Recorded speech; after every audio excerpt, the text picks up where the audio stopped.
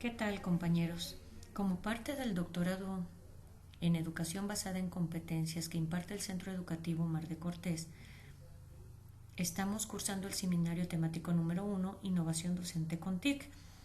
Y en esta ocasión a mí me toca presentar la lectura número 2, Innovar con TIC la docencia universitaria. Todo esto bajo la dirección del mediador Dr. José Alberto Alvarado Lemos. Mi nombre es Amina Godínez Ruiz y estoy trabajando desde la ciudad de León, Guanajuato, en el mes de noviembre del 2016. Bien, el texto Innovar con TIC, la docencia universitaria, inicia con la presentación del concepto de innovación, en el cual el autor Manuel Cebrián nos explica que él trata de realizar un enfoque centrado en resultados, centrado en la práctica, y por lo tanto, considerando que es la práctica docente la que estamos definiendo, él habla de la innovación como la búsqueda de cambios que provoquen una mejora en las instituciones y en las prácticas educativas. Esto está en la página 21. También nos dice que dicho cambio debe de ser planificado, intencional y debe ser bien difundido en toda la organización. Un buen proceso de innovación, nos dice esta lectura, no puede ocurrir solamente con pocas personas escogidas conociendo el proceso. Debe de ser algo compartido por la gran mayoría de los miembros de la organización.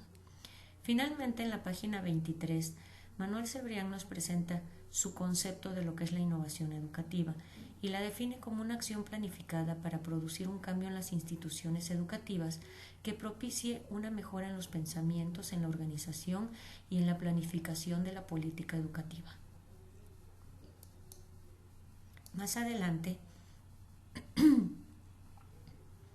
el autor se dirige hacia lo que es la innovación tecnológica y nos hace un énfasis importante entre lo que es tener tecnología e innovar, porque hay un error muy común y muy grave que consiste en pensar que el simple hecho de tener tecnología nos va a hacer innovadores, y pues no es así, evidentemente. Entonces, bueno, él dice que la innovación tecnológica o un proyecto de innovación tecnológica puede dirigirse hacia diferentes áreas de la organización. Por ejemplo, propiamente a lo que es la organización escolar. Por ejemplo, analizando o haciendo estudios sobre el tipo de tecnología que se puede introducir en un lugar determinado y el momento en el que se debe de hacer.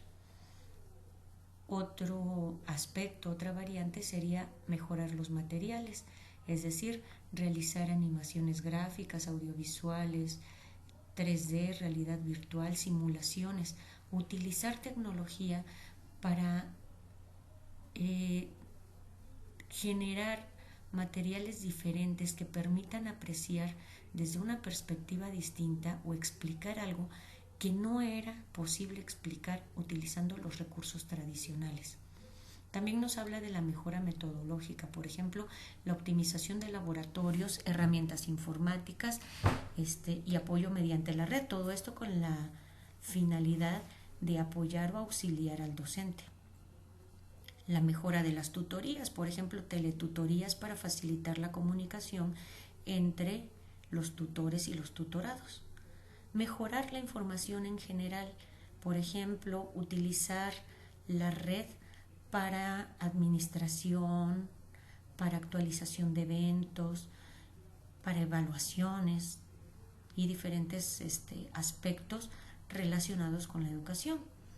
Y finalmente nos habla de proyectos colaborativos, donde lo que se busca sería colaboración de personas distantes a través de la tecnología.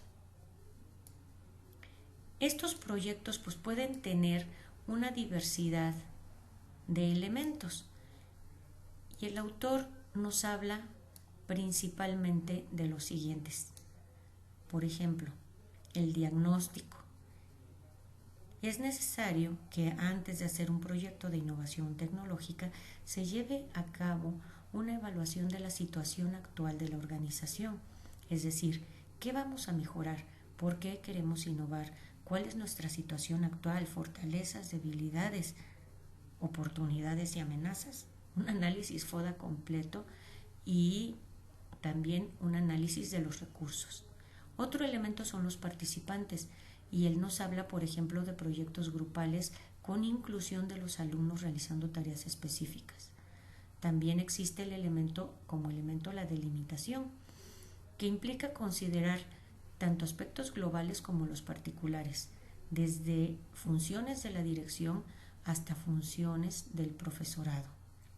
Los recursos, es decir, realizar un listado de necesidades, y dentro de este listado de necesidades es muy importante la administración del recurso humano.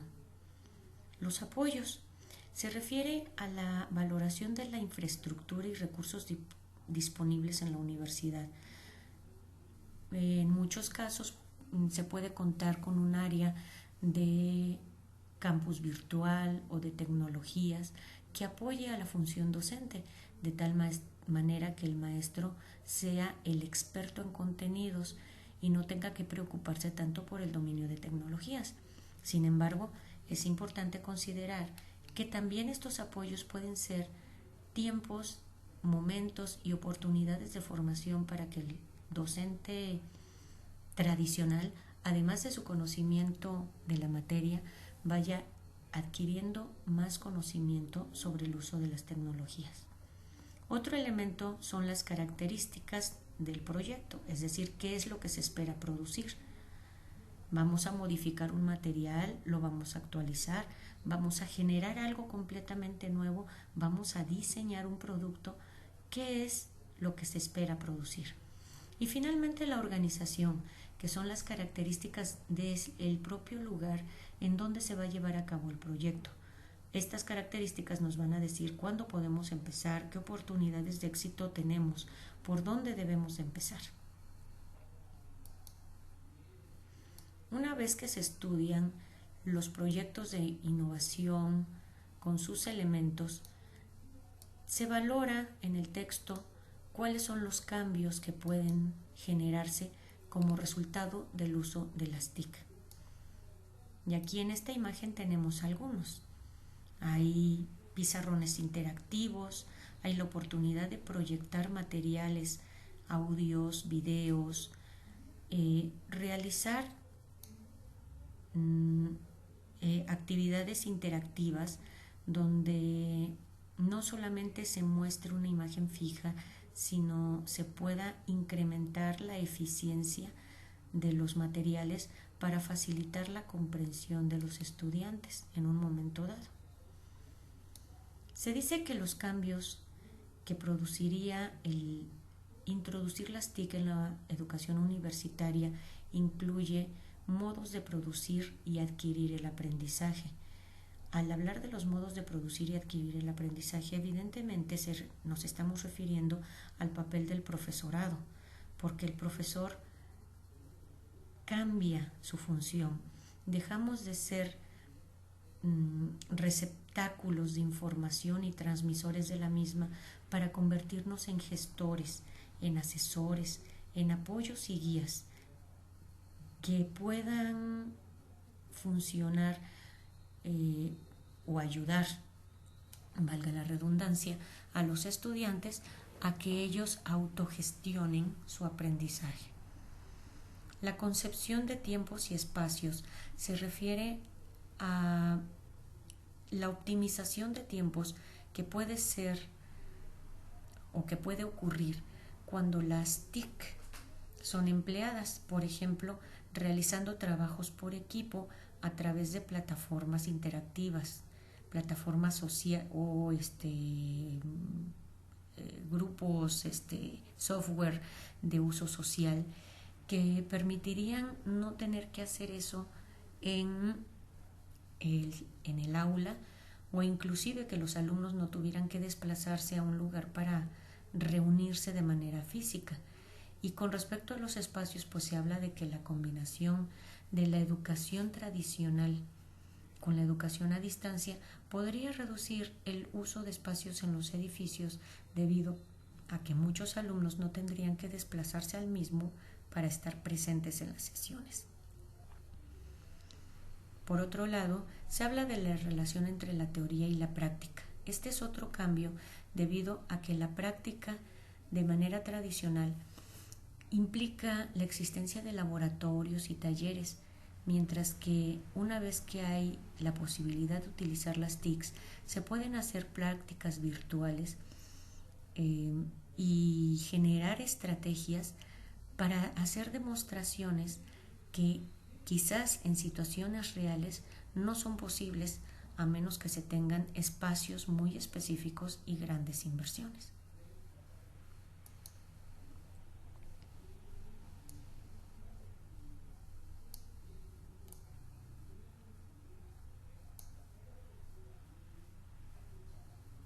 Por eso se habla de que en este tipo de educación es importante el uso de recursos multimedia como audio, imágenes y video, el publicar y compartir información, socializarla, se facilita la comunicación, se facilita el intercambio y se permite el seguimiento de las actividades.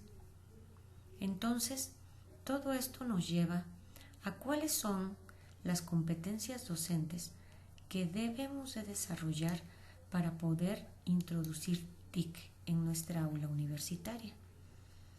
Bueno, diversos autores manejan teorías diferentes con respecto a las competencias docentes.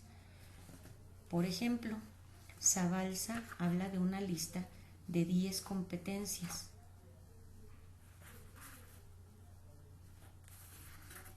Pero no es el único que habla de esto. También tenemos la perspectiva de nuestro propio autor, de Cebrián. Él, utilizando o reuniendo los conocimientos de varias personas, llega a esta conclusión. ¿Qué debe de hacer un docente?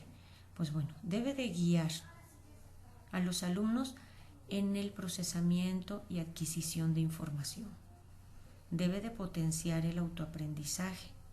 Debe de gestionar los ambientes en los cuales ocurre todo el proceso de aprendizaje, facilitar estos procesos y el acceso fluido a la información de los propios estudiantes.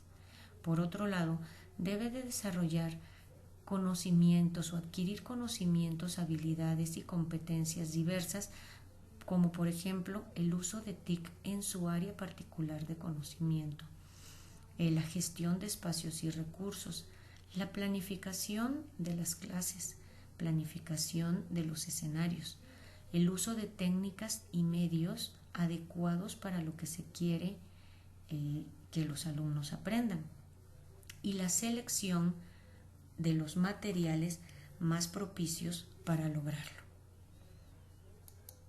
Esto es, en resumen, el contenido del texto Innovar con TIC, la docencia universitaria,